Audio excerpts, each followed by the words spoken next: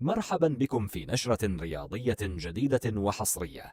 نتناول اليوم مجموعة من الأخبار المثيرة من مستقبل النجوم المغاربة في أوروبا إلى آخر تطورات الدوريات العالمية.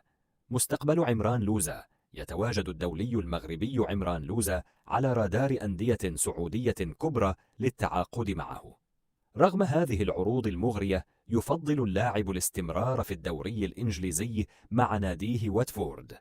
يعكس هذا القرار طموح اللاعب في الحفاظ على مستواه التنافسي في أوروبا. تألق محمد ناصوح. أنقذ النجم المغربي الشاب محمد ناصوح فريقه بريدا من هزيمة محققة في الدوري الهولندي. قدم ناصوح أداء لافتا جعله محط أنظار المحللين والجماهير هناك. يعد هذا التألق خطوة هامة لتثبيت أقدام المواهب المغربية في الملاعب الأوروبية.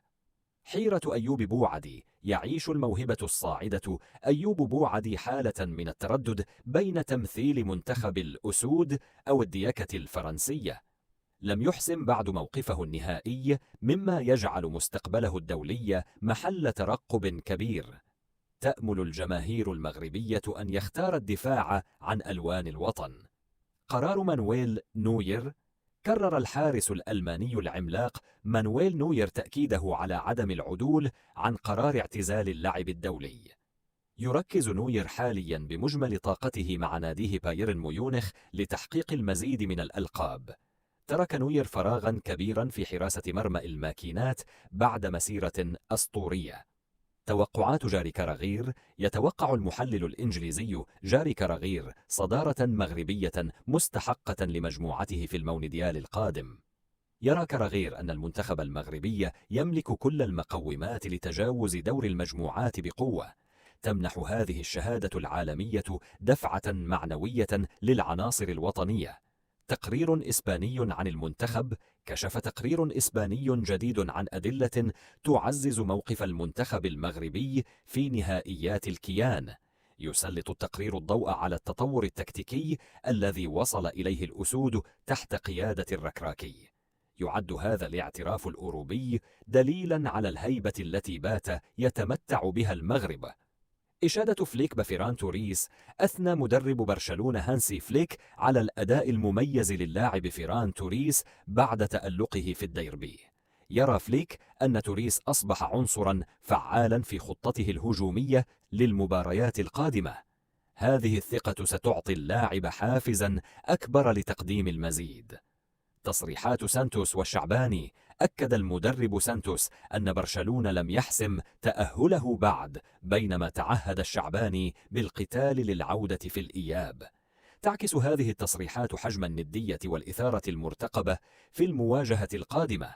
تنتظر الجماهير ملحمة كروية بين الفريقين. انتصار الجيش الملكي. حقق فريق الجيش الملكي انتصارا هاما وثمينا على نهضة بركان في نصف نهائي الدوري. اتسمت المباراة بالقوة والتنافس العالي بين القطبين لخطف بطاقة التأهل. يقترب العساكر بخطى ثابتة نحو منصة التتويج هذا الموسم. جدل اللاعب الجزائري فرحاني. لا يزال جدل قميص اللاعب الجزائري فرحاني مع أولمبيك أسفي يثير الكثير من التساؤلات. خرج اللاعب ليوضح عبر شريط فيديو كواليس ما حدث لتنوير الرأي العام. يهدف هذا التوضيح لإنهاء اللبس الحاصل حول هذه القضية. مئوية إبراهيم دياز. بلغ النجم المغربي إبراهيم دياز مباراته رقم 100 في الدوري الإسباني بقميص ريال مدريد. يعتبر دياز أولى مغربي يحقق هذا الرقم مع النادي الملكي في فترة وجيزة. يبقى دياز مصدر فخر للكرة المغربية بعد نجاحاته الباهرة. موقف فليك من الأبطال. يبدو أن هانسي فليك يركز بشكل كامل على دوري الأبطال رغم ضغط مباراة الديربي المنتظرة. يرى المدرب الألماني أن القبلة الأوروبية هي المعيار الحقيقي لنجاح مشروعه مع برشلونة. تترقب الجماهير ما سيقدمه الفريق في المواعيد الكبرى. وصلنا لنهاية جولتنا. شكرا لكم على حسن المتابعة، ولا تنسوا الاشتراك وتفعيل الجرس